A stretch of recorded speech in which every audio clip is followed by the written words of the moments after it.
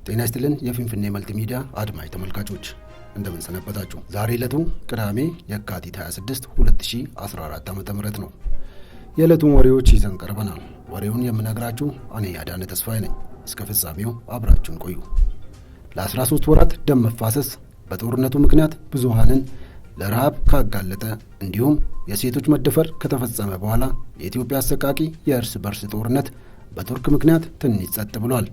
ቱርክ ጫውታ ቀያሪ የሆኑ ሰው አልባ አውሮፕላኖችን ወደ ኢትዮጵያ መላኳን ተከትሎ የኢትዮጵያ ጦር የትግራይ ታጣቂዎች ይሰለጥኑባቸዋል ብሎም ትጥቅና ስንቅ ያከማቹባቸዋል ያላቸውንና በተለያዩ አውደ ግንባሮች በትግራይ ታጣቂ ኃይሎች ላይ ድብደባ በመፈጸም የትግራይ ታጣቂዎች ወደ አማራና ወደ አፋር ክልሎች ዘልቆ በመግባት የተቆጣጠራቸውን አካባቢዎች ለቆ እንዲወጡና የተኩስ አቁም ስምምነት እንዲያደርጉ አስችሏቸዋል።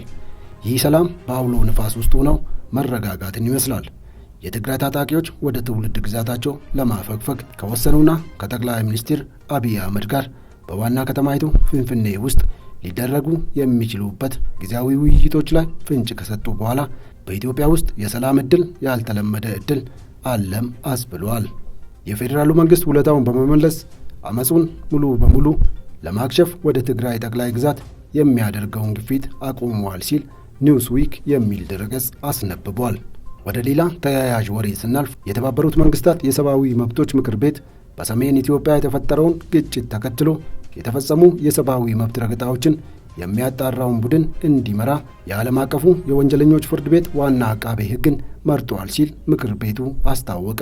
የኢትዮጵያ ፌዴራል ወታደሮች በህዳር ወር 2020 ዓ.ም ከትግራይ ታጣቂዎች ጋር ጦርነት የገጠሙ ሲሆን ጦርነቱ ከተቀሰቀሰበት ጊዜ ጀምሮ ሮይተርስ በሁሉም ወገኖች የደረሰውን ግፍ ዘግቧል።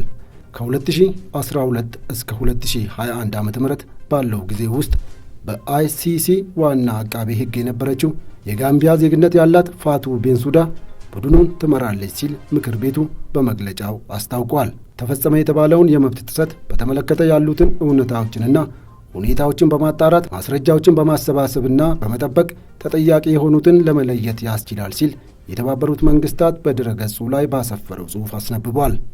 ግዙፉንና አወዛጋቢውን የሃይድሮ ኤሌክትሪክ ኃይል ማመንጫ ግድብ ሥራ መጀመርን አስመልክቶ በግብፅ በሱዳንና በኢትዮጵያ መካከል ያለውን አለመግባባት ለመፍታት ዓለም አቀፋዊ ተነሳሽነት ምዕራባውያን ትኩረታቸውን በሩሲያ የዩክሬን ወረራ ላይ በማድረጋቸውና በዚሁ ወረራ ምክንያት ባደረባቸው ስጋት ኢትዮጵያ ላይ ያደርሱት የነበረው ጫና ከቀደመው አንጻር እየቀነሰ ነው።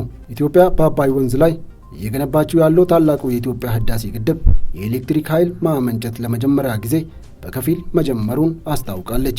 እርምጃውም በሁለቱ የታችኛው የተፋሰሱ ሀገሮች ግብፅና ሱዳን የተወገዘ ሲሆን ኢትዮጵያ ግድቡን መሙላትና ማስኬድ ላይ የምትወስደውን የአንድ ወገን እርምጃ በሁለቱ የታችኛው የተፋሰሱ ሀገሮች ግብፅና ሱዳን የተወገዘ ሲሆን ኢትዮጵያ ግድቡን መሙላትና ማስኬድ ላይ የምትወስደውን የአንድ ወገን እርምጃ ደጋግመው አውግዘዋል።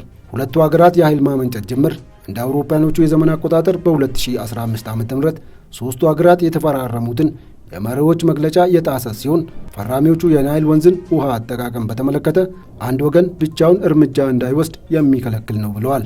የኢትዮጵያ ታላቁ ህዳሴ ግድብ በከፊል ሥራ መጀመሩን ተከትሎ ግብፅ ግድቡን መሙላትና ሥራ የማስጀመር ሂደት የሚመሩ የታችኛው ተፋሰስ ሀገሮች ጋር ሕጋዊ አስገዳጅ ስምምነት በሌለበት ሁኔታ ውስጥ ግድቡ ሥራ መጀመሩን ውድቅ በማድረግ ለተባበሩት መንግስታት የጸጥታው ምክር ቤት ደብዳቤ ልካለች። ግብፅ ለተባበሩት መንግስታት የጸጥታው ምክር ቤት ይህንን ደብዳቤ ከመላኳ ከአንድ ቀን በፊት የግብፅ የመስኖ ሚኒስቴር የሆኑት መሐመድ አብደላቲ ለኢትዮጵያና ሱዳን አቻቸው ተመሳሳይ ደብዳቤ ልኳል ሲል ግብፃዊ መሐመድ ሰይድ በኦል ሜንተር ጋዜጣ አስነብቧል። በመጨረሻም የሩሲያ ወታደራዊ ኃይል ሲቪሎች ከጦርነቱ እንዲያመልጡ ለማድረግ በዩክሬን 2 ከተሞች ተኩስ አቁሟል። የሩሲያ መከላከያ ሚኒስቴር በሰጠው መግለጫ ሲቪሎች በደቡብ ምስራቅ የሚገኘውን የማሪዮፖል ስትራቴጂካዊ ወደብ እና የቮልኖቫካ ምስራቃዊ ከተማን ለቆ እንዲወጡ ለማስቻል ከዩክሬን ወታደሮች ጋር የመልቀቂያ መንገዶችን በተመለከተ ስምምነት ላይ መድረሱን ተናግሯል። የሞስኮ ከፍተኛ ባለስልጣናት እንደተናገሩት እዚያ ያለው የተኩስ አቁም እስከ ምሽቱ 4 ሰዓት ድረስ ይቆያል። የሞስኮ ከፍተኛ ባለስልጣናት እንደተናገሩት እዚያ ያለው የተኩስ አቁም እስከ ምሽቱ 4 ሰዓት ድረስ ይቆያል። የዩክሬን የጸጥታ ምክር ቤት ኃላፊ ኦሌክሲ ዳኒሎቭ ሩሲያ ሕፃናትን፣ ሴቶችንና አዛውንቶችን ከጦርነቱ እንዲርቁ የሰብአዊ ኮሪደሮችን እንድትፈጥር ጠይቀው ነበር ሲል አሶሺየትድ ፕሬስ ዘግቧል። እንግዲህ ውድ አድማጭ ተመልካቾቻችን ለሰዓቱ ያልናቸው ወሬዎች እነዚህን ይመስሉ ነበር። ስለተከታተላችሁን ከልብ እናመሰግናለን። የዩቲዩብ ቻናላችንን ሰብስክራይብ አድርጉ። ፍንፍኔ መልቲሚዲያ የታሪክና የመረጃ ምንጭ